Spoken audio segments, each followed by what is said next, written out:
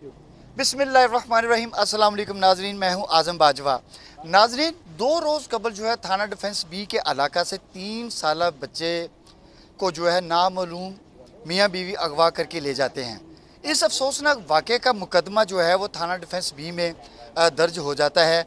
उसके फ़ौरन बाद पुलिस जो है वो हरकत में आ जाती है। पुलिस के आला अफसरान तक जैसे ही ये वाक़या पहुँचता है तो वो मुल्ज़मान की गिरफ़्तारी के हवाले से SHO थाना डिफेंस बी और इनकी टीम को जो है ख़ुसूसी तौर पर टास्क सौंपा जाता है कि बच्चे को जो है वो फ़ौरी तौर पर बाज़याब करवाना है। पुलिस जो है इस पर वर्किंग शुरू कर देती है और बिल आखिर इस 3 साल बच्चे अदनान को जो है वो बाज़याब करवा लिया जाता है। इस बच्चे को कहाँ से बाज़याब करवाया गया, कैसे करवाया गया, कितने घंटों में करवाया गया, इस हवाले से आज की इस क्राइम स्टोरी में हम आपको दिखाएंगे भी और सुनाएंगे भी। मेरे साथ रहिएगा। जी नाज़रीन, बात हो रही है 3 साल बच्चे की जिसका नाम अदनान है और इसे जो है डिफेंस के इलाका से अगवा कर लिया जाता है और नामालूम अफराद जो हैं इसे अगवा करते हैं। पुलिस तक इतला कैसे पहुंचती है, पुलिस फिर आगे कार्रवाई कैसे करती है। मेरे साथ SHO डिफेंस भी जो हैं दाऊद साहब भी मौजूद हैं, उससे भी इस हवाले से गुफ्तगू करेंगे कि मुल्ज़मान तक पुलिस जो है वो कैसे रसाई करती है। अच्छा सर, ये बताइएगा, इस अगवा का बच्चे के अगवा का मुकदमा दर्ज होता है, आपको इतला कैसे मिलती है, मुल्ज़मान तक आप कैसे पहुंचते हैं और फिर चंद घंटों में बच्चे को आप बाज़याब करवाते हैं, कितनी मुश्किलात का सामना करना पड़ा और कैसे ट्रेस किया आपने मुल्ज़मान? सबसे पहले तो ये है कि जी 15 की कॉल होती है और उससे हमें इतला मिलती है, उसके ऊपर हम फौरी FIR दर्ज करते हैं। आपको पता है बच्चों का एक बड़ा सेंसिटिव सा इशू होता है, इस वजह से जो हमारे सीनियर्स थे उन्होंने एक स्पेशल टीम उसको बनाई और उन्होंने कहा कि हमने इसको जल्द से जल्द रिकवर करना है। हमने CCTV फुटेजेस सबसे पहले चेक की और हमें पता चला कि इस अगवा के अंदर एक बाइक इस्तेमाल हुई है और देखने में वो इस तरह लग रहा था जैसे वो गदागर हों। तो हमने उस बाइक को फॉलो करना शुरू किया, उसका रूट निकाला, सेफ सिटी से फुटेजेस हासिल की, DHS के कैमरा थे वो थे, लोकल कैमरे चेक किए और उससे हमने उसका सबसे पहले रूट निकाला। फिर उसके लिए हमने देखा ये कहाँ पे पिछले 3 माह में कहाँ कहाँ पर इसकी ज़्यादा स्पॉटिंग हुई है, वो एरियाज़ आइडेंटिफाई किए, वहाँ पे हमने रैकी की और फिर हमने ये बाइक वाले जो मियाँ बीवी थे, साथ उनका एक बच्चा भी था जिसको वो इस्तेमाल करते थे एक फ़ैमिली की तरह शो करने के लिए, उनको हमने अरेस्ट किया।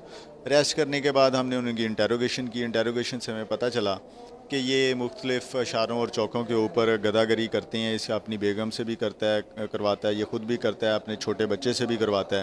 इंटेरोगेशन पर हमें पता चला कि इन्होंने ही उस बच्चे को किडनैप किया था और बाद जहाँ मंडी बहाउद्दीन के एरिया के अंदर एक गाँव के अंदर ये एक बेऔलाद जोड़ा था, उसको इन्होंने 50,000 रुपये में फ़रोख्त किया था।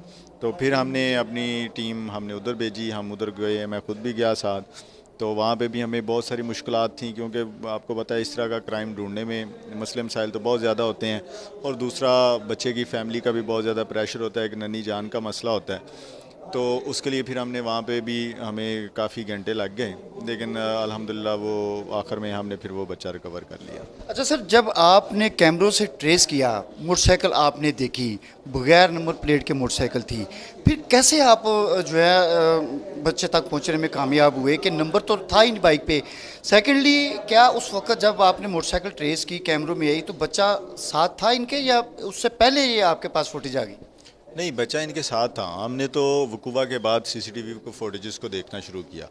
जब हमने इसके पिछले 3 माह की फ़ोटेज देखी तो हमें कुछ जगह पे इसने बाइक का नंबर लगाया हुआ था और कुछ ख़ास एरियाज थे जहाँ पे इसके बहुत ज़्यादा विज़िट्स थे। फिर वहाँ पे हमने पिकटिंग भी की और उस नंबर का डाटा लिया। अब इसने फ़ेक नंबर प्लेट उधर लगाई हुई थी, रोड प्रिंस का नंबर यूनाइटेड बाइक को इसने लगाया हुआ था, उससे भी हमें काफ़ी डाउट्स आ रहे थे। लेकिन वो CCTV ह्यूमन इंटेलिजेंस और सेफ सिटी की फुटेजेस, इन सब से हमने 2-3 पॉइंट्स आइडेंटिफाई कर लिए थे कि जहाँ पे हमने ये देखा था कि अगर यहाँ पे पिकटिंग की तो बहुत ज़्यादा चांसेस हैं कि हम इसको पकड़ सकते हैं। तो फिर हमने वहाँ से इसको ट्रेस कर। आपने सुना कि यहाँ पर दाद देनी पड़ेगी महकमा पुलिस को कि भले इन लोगों से हमें शिकायत रहती हैं कि ये काम नहीं करते हैं, शहरियों के साथ इनका अच्छा सलूक नहीं होता, मुल्ज़मान तक पहुँचना, फिर जिस जगह बच्चा गया वहाँ तक पहुँचना और आगे भी बच्चा ना मिलना, फिर उससे आगे जाना और इस तरह तको-दो करने के बाद एक माँ का, एक बाप का अगवा किया हुआ लखते जिगर ढूंढकर उनके हवाले करना बहुत बड़ी बात है। लेकिन यहाँ पर एक बात और जो है वो सामने आ रही है कि शहरी जो हैं वो भी अपने आस पास गिरदोनवाब पर जो है वो नज़र रखें, मशकूक अफराद की जो है फौरी तौर पर महकमा पुलिस को इतला दें, ताकि इस तरह के जो जुराइम पेशा अफराद हैं उन्हें गिरफ़्तार करने में और उन्हें मनकती अंजाम तक पहुँचाने में जो है वो मदद मिल सके। तो अब बढ़ते हैं ASP डिफेंस B की जानिब कि उनका इस हवाले से क्या कहना है। उसने बच्चे को आगे फ़रोख्त कर दिया 50,000 रुपये में। तो हमने फिर एक और हमारे पास टास्क आ गया कि हमने उस फैमिली तक पहुंचना है जिसने उसको ख़रीदा। तो ये लाहौर के रहने वाले हैं, यहाँ पे गदागरी का काम करते हैं और ये उनके घर जाते हैं, उनके साथ पहले हम आंगी पैदा करते हैं, एक दफ़ा उनसे रिश्ते बनाने की कोशिश करते हैं, फिर बाद में दोबारा आते हैं, बच्चे को खिलाने के बहाने बाहर लेके जाते हैं, उनको वहाँ से अगवा करके ले आते हैं। तो इसमें वालिदैन के लिए भी ये एक पैगाम है कि अपने बच्चों के ऊपर एक तो थोड़ी सी उनकी निगरानी करें, और इस तरह के अगर कोई नामालूम अशख़ास उनके पास आते हैं तो उनके साथ बच्चों को ज़्यादा उनसे बात ना करने दें या उनके साथ कम से कम बाहर खेलने ना जाने दें।